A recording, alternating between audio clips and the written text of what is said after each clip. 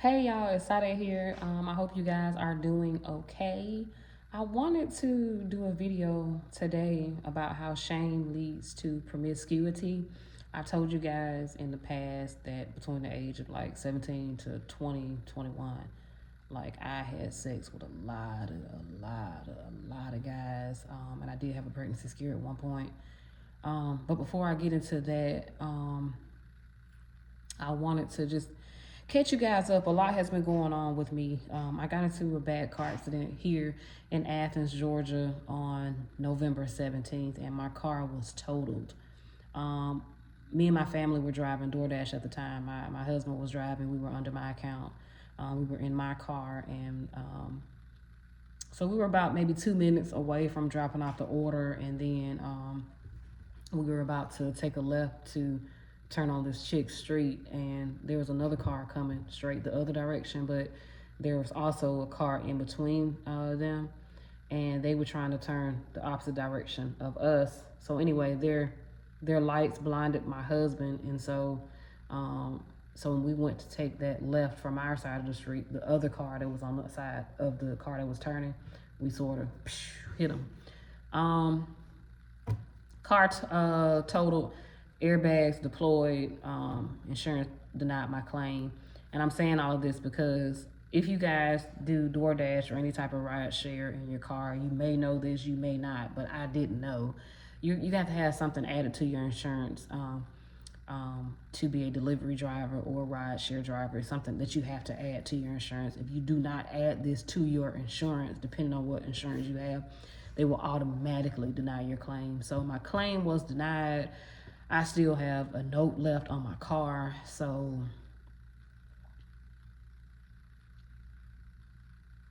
yeah, been going through it. Hopefully something will work out. I'm working through some other things now, so hopefully that works out and finishes off the payment of my car note. But I wanted to talk to you guys about that for those of you that are driving ride share or doing delivery to make extra money. Make sure that you have that added to your insurance so that you won't, run into a situation like I have and be around here riding Uber and Lyft, which is $20, $25, $30 a day, and draining my damn pockets. Anyway, so promiscuity. So I started this channel and I really spoke a lot about how I was molested by my mom at a young age, which led to a significant amount of shame. Now, I'm not saying that's what led to me sleeping with a bunch of guys as I got older into my 17, 18, 19, 20. I'm not saying that being molested is what led to that, but I will say that being molested on top of being bullied in school, on top of just having some insecurities about my looks in general. Because look, I'll be honest, I'm not the most conventionally attractive woman. I know that. I don't look like a model. I'm okay with that. I'm 37 now. I'm okay with my nose. I'm okay with my lips and the cupid's bow. This is how I look. I'm okay with the leftover acne, scars and even some form of like adult acne and stuff that I'm still struggling with now, 37. I'm okay with it. Look, this is how I look. I'm married. My husband likes it. It is what it is. But I was once a girl that didn't see life like that. I was once a girl that was not chosen by the boys in school. I was not ever attractive to those boys. They talked to other girls. I was always friend zoned. And I was just fairly unpopular in general. So as I got into my late teens, in my early 20s, when guys would holler at me, like, I didn't give a damn. Like, if you were short, fat, attractive, unattractive, it was just the mere fact that I was finally getting some form of what I consider positive attention. Now, when I look back on it in hindsight, this wasn't positive attention. These guys only wanted some cootie cat, you know what I mean, and a little sucky. Let's be honest. But I've had to live enough life to recognize that and be okay with that. Being promiscuous or being a hoe, whatever you want to call it, it ended up leading to additional shame. Like, for example, there was this point when I had slept with a couple guys in one day, and then I had sex with another dude, and then it was like a month later, a month and a half later, hold up now, my period is late. Who is the father? Because 3 out of the 4 guys I slept with, I don't even talk to them no more. I don't even know their last name. I couldn't even tell you where they stayed because I was having sex anywhere. Wherever you wanted to do the booty with me, I was willing to do the booty because that was a way for me to generate a sense of self-worth through sex. And I just remember being scared. I mean, scared as hell. Like, what am I going to do? Like, how am I going to share this with my mom? Like, I'm not gonna say, hey, mom, I'm pregnant, but I don't know who the daddy is, you know? And so having all that sex led to additional shame because now my body count is high. And I'm not slut shaming or anything like that. I'm talking about as for me and my body and what I choose to do with my body, I'm telling you that there were decisions that I made that led to shame. Now I can talk about, what happened when I was 3 and 4 and mom, touched me and all this stuff and did these things to me that were just entirely inappropriate. But I'm talking about the things that Sade did when she was 17 to 20, 21.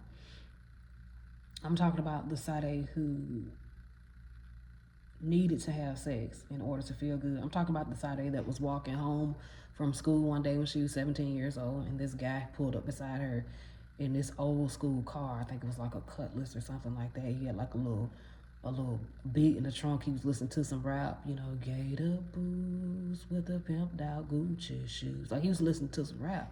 And he pulled up next to me and he asked me for my phone number.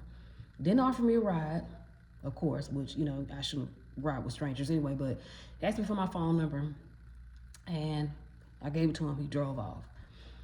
30, 45 seconds later, he calls me. He's like, hey, let's hang out tonight or whatever, boom, boom, bam. And I'm like, okay, cool.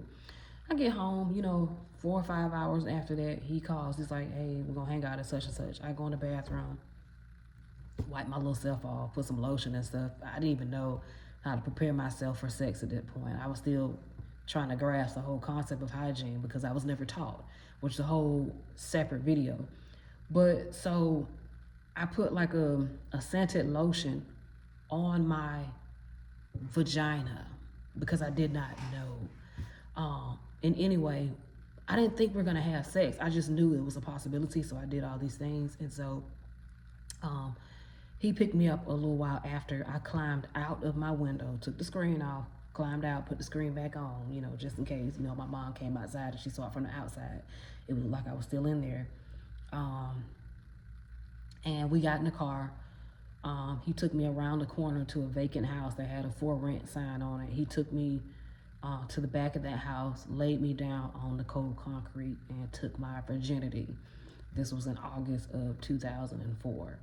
And from that moment forth, I got a thrill out of having sex. I got a thrill out of those interactions, being able to feel wanted,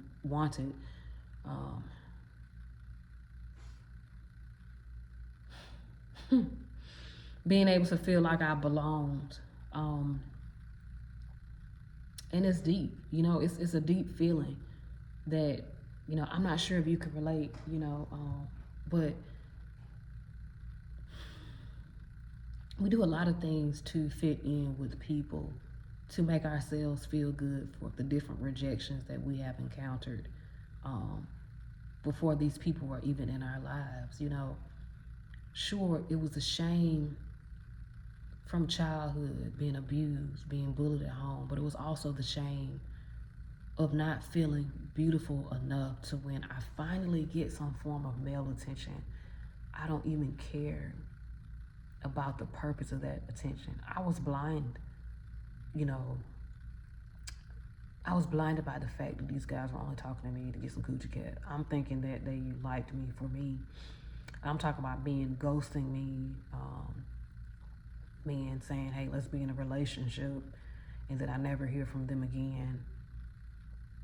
or, you know, me overhearing conversations with the other girls at school talking about the same dude that I'm having sex with, not even realizing that, you know, he was having sex with them too. So of course those things are hurtful.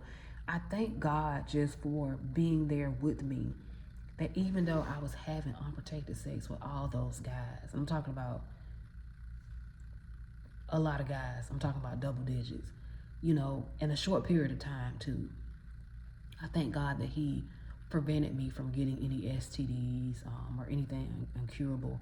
And I also thank God that I met my husband when I was 20. And even though we didn't start dating until I was 21 and we got married when I was 23, I thank God for blessing me with devotion, because without it, who knows where I would have been if I did not meet my husband. I did not slow down. I could have, you know, 4 or 5 baby daddies. I could have full-blown AIDS. I could be dead. I could, you know, have herpes or just anything. And I'm not judging people who have those things. And I'm definitely not judging people for having a sexual appetite. For each his own. I'm talking about as for Sade and Sade's body. So yeah, I just wanted to touch on that. You know, and tell you guys about that insurance. So, you know, if you're doing that and you don't got it, get that insurance. So you ain't around here like me, you know, like, dang. Also, I published my first book. I posted the hyperlink in the community section of my YouTube channel. I'm probably at some point going to figure out, man, my wig is lifting. I'm probably at some point going to figure out how to